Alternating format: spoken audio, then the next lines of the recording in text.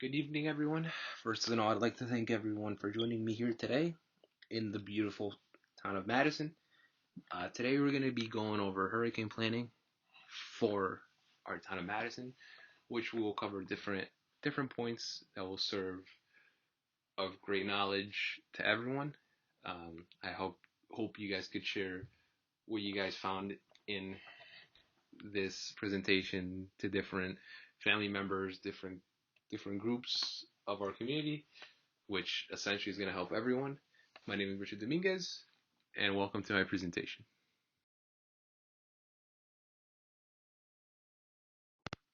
So our first topic would be identifying the needs of our town of Madison. And under this topic, it includes two different points that we'll go over. First point being THIRA, and the second one being the emergency risk assessment. So THIRA is a three-step risk assessment that must be completed every 3 years. It helps us as a community answer the following questions. Question number one, what threat and hazards can affect our community? If they occurred, what impacts could those threats and hazards have on our community? And finally, based on those impacts, what resources and capabilities should our community have? So THIRA helps us as a community understand the risks and determine the level of capabilities that we might need to address those risks. Um, THIRA gives us this three-step planning process for creating a THIRA. As you can tell, it gives us the different steps on the picture shown on the slide, and we'll go more in depth on each point. So point number one, identify threats and hazards of concern. So based on historical and different experiences with threats and hazards that have been going on in the past in our town of Madison, we have to create a list and decide which threats and hazards should be included in our THIRA and which we should leave out, because at the end of the day, the THIRA is created for high impact threats and hazards. We should leave out the less challenging ones that could bring a bit of threat, but not as much as, for example, a hurricane, as we will be discussing today.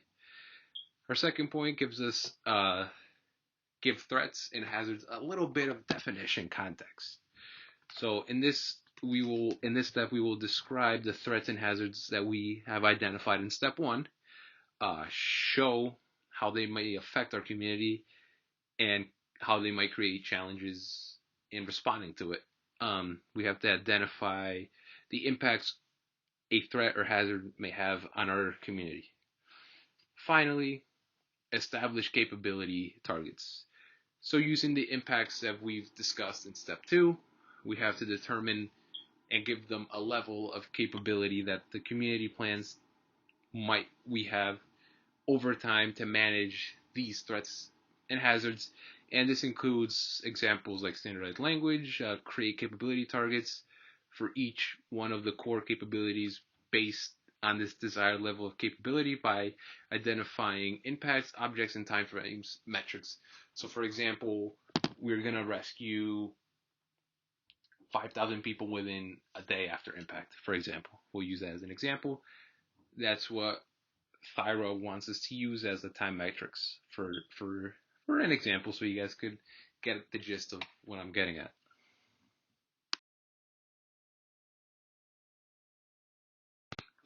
As we continue with our presentation, the next important topic we will cover today is the whole community process. And under this process, we will be able to answer the following three questions. What's the importance of the community process? Why do we have to go over it? To who are we reaching out and how to reach out? So essentially, in order to start this whole topic, I like to say a quote by the administrator of the Federal Management Agency, also known as FEMA, Chris Figate, which he describes the reality of a disaster today. He states, government can and will continue to serve disaster survivors. However, we fully recognize that a government-centric approach to a disaster management will not be enough to meet the challenges posed by a catastrophic incident. That's why we must fully engage our entire society in a whole. So essentially, this answers our first two questions, it is very important that we all be in this together. Secondly, who are we reaching out to? We're reaching to everyone in the community, essentially. Like I said before, a disaster starts locally and ends locally. We all must help each other in order to be successful responding to a disaster as a hurricane. So, as a concept in a whole, the whole community means by which residents, emergency management practitioners like us, organizational and community leaders, and government officials can collectively understand and assess the needs of our local community and determine the best ways to organize them and strengthen them in a whole for our best interest. So, under the community, the whole community process, there's a few themes that we will go over. Our first theme is understand community complexity. This means we have to understand the public, understand what they need, what they want, which essentially brings us to our second theme, which is recognize community capabilities and needs. We have to understand the needs of our community as a whole. What do we need? Who are the most vulnerable in our community? Third theme, foster relationship with our community leaders, which could be our senior citizens and different minority groups that we might have in our town of Madison. Our fourth theme would be build and maintain partnerships. This means being close to our local hardware stores, our local school boards, and our local stores that essentially benefit from us and we benefit from them. Our fifth point would be empower local action. Essentially, what means be a leader, not a follower. Do your deed. Help us out. Because essentially, we all need from you guys in order to have a successful response to a disaster like a hurricane. Lastly, we have to leverage and strengthen local infrastructure, structures, and assets. For example, volunteering in our local food bank, having a neighborhood watch. In order for this process to be successful, we must all partake in it. And through the different themes, I'm sure we will hit everyone in our community. Everyone will reach out. Everyone will help us. And in conclusion, we'll have a great community response to a future disaster like this. Our next topic is a risk assessment process.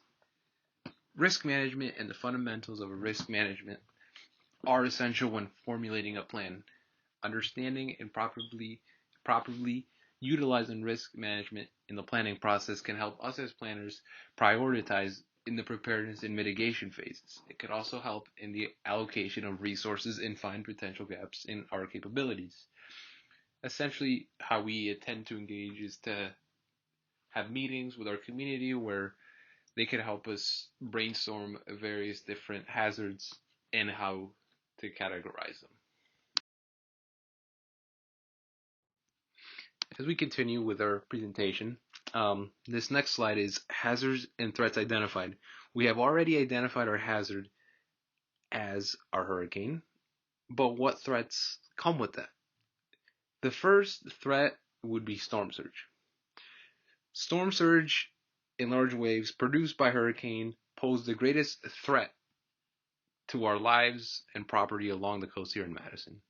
Storm surge is an abominable rise of water generated by the storm winds. Now, storm surge could reach heights well over 20 feet and could span hundreds of miles along our coastline. Storm tide is the water level rise during a storm due to the combination of storm surge and astronomical tide. The destructive power of a storm surge can result in mass casualties, buildings being destroyed, roads and bridges damaged along our coast. Now we must keep in mind that storm surge can travel several miles inland, which can destroy many different things in our town. The next point is heavy rainfall and inland flooding. That's pretty self-explanatory. Next is high winds. High winds that could be caused by the hurricane, which could be over 74 miles per hour or more, which can again destroy buildings, destroy mobile homes, fly debris around the air, roofing material, and different things that could be in our winds during a hurricane. And finally, our next big hazard can be tornadoes. Um, these most often occur in thunderstorms embedded in rain bands well away from the center of a hurricane. However, they can also occur near the eye wall. Usually, tornadoes produced by tropical cyclones are red, red, relatively weak and short lived, but they still pose a very significant threat to our community. Our next topic is key resources and capabilities. Essentially, what this is obviously resources and capabilities that will be needed in case of a hurricane. And we've identified that key resources and capabilities needed is emergency sheltering in case the hurricane gets bad.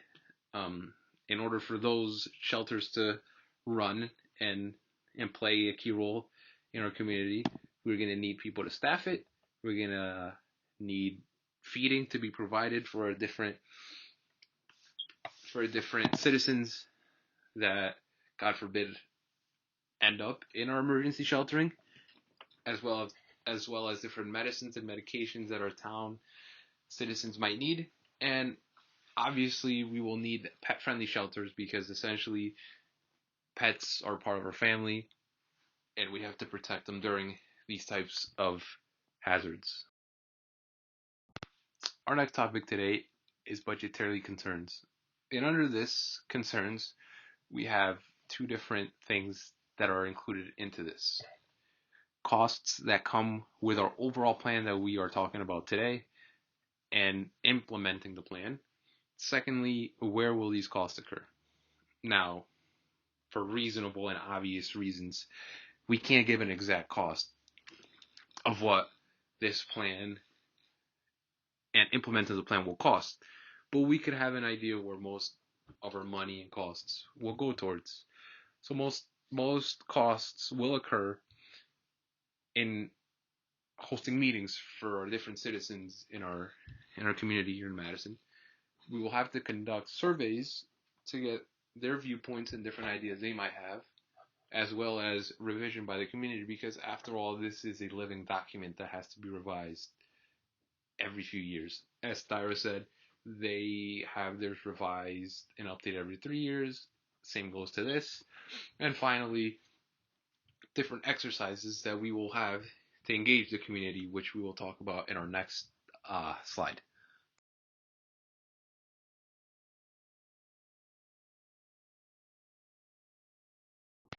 Our next topic for tonight is HSEEP. Now, what does HSEEP stand for? What does it entitle? And why? All be explained in this slide. HSEEP is a Homeland Security exercise and evaluation program that provides a set of fundamental principles for exercise programs, as well as a common approach to program management, design, development, conduct, evaluation, and improvement planning. Exercises are an important component of preparedness by providing the whole community with an opportunity to shape planning, assets, validate capabilities, and address areas for improvement. For example, an exercise is an event or activity delivered through discussion or action to develop assets or validate plans, policies, procedures, and capabilities that our town or different organizations in our town, can use to achieve these planned objectives. Exercises play a vital role in preparedness. A well-designed exercise provides a low-risk environment to get used to personnel with roles and responsibilities, foster meaningful interactions, and communication across all jurisdictions and organizations, as well as assets and validation of plans, policies, procedures, and capabilities. We will identify strengths as well as areas for improvement. Exercises bring together and strengthen our community of Madison in a whole to prevent, protect against, mitigate, respond, and recover from a hurricane. Overall, these exercises will help the community address the priorities established by our jurisdiction of Madison, our organization leaders, and evaluate progress towards meeting preparedness goals. So under HEAP, it gives us different exercises and different things that we could do to have a successful exercise programs that can help us. First would be the progressive approach. A progressive is a multi-gear exercise program which enables all of us to participate in a series of increasingly complex exercises in which each exercise continues to build upon the previous one. Regardless of the exercise type, each exercise within the series is linked to a set of common program priorities and designed to test associated capabilities by identifying other preparedness activities or requirements as part of the integrated preparedness planning process. Jurisdictions, organizations addresses known shortfalls prior to exercising the capabilities. Our next would be discussion-based exercises, and this is pretty straightforward. Discussion-based exercises include seminars, workshops, uh, tabletop exercises, and games. These types of exercises help us familiarize the players in our plan, helps us develop new plans, policies, procedures, and agreements.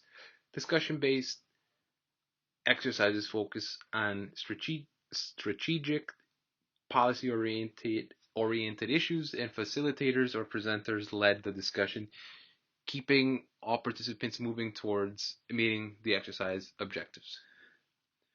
So we stated for seminar first. Seminar is a discussion-based exercise that orients participants to or provides an overview of authorities, strategies, plans, policies, procedures, protocols, resources, concepts, and ideas. The next is a workshop, a discussion-based exercise often employed to develop policy, plans, or procedures. Our TTX, tabletop exercise, is a discussion-based exercise in response to a scenario intended to generate a dialogue of various issues to facilitate an understanding, identify strengths as well as areas for improvement, and or achieve changes about our plans, policies, or procedures. Our next one is a game, a discussion-based exercise that is a structured form of play designed for individuals or teams in a competitive or non-competitive environment. It is an event where players take part and are guided by clear rules, data, and procedures for the execution. Games are designed to dissipate an actual or hypothetical situation to ensure that the participants make decisions and take actions that would be plausible. Games can be used to reinforce training, simulate team building, or enhance operational and tactical capabilities. Next is a drill, an operation-based exercise often employed to validate a single operation or function. The next is the FE, functional exercise, an operations-based exercise that is designed to test and evaluate capabilities and functions while in a realistic real-time environment. However, movement of resources is usually simulated. Finally, the FSE, full-scale exercise, which is an operation-based exercise that is typically the most complex and resource intensive of the exercise types and often involves multiple agencies, jurisdictions, organizations, and real-time resources. So if we go back to our slide 6 on budgetary, this is where most of our costs will end up in different exercises and drills and discussions as we stated in this slide. Why is it important? As we said, it helps us give us different knowledge, help us respond. It helps us make it feel like it's the real deal, like we're responding to an actual hurricane, when actually we're just training. This HCEP, I'd say, is the most important of all the slides. It is crucial, crucial, crucial, crucial. Our next slide is communication of plan. How to inform the community. Basically, we go back to our previous slide on HCEP. HCEP is crucial for us. Again, this is how we're going to inform the community of a future hazard like a hurricane through the different tabletop exercises, games, drills, discussion based oriented discussions, as we said before.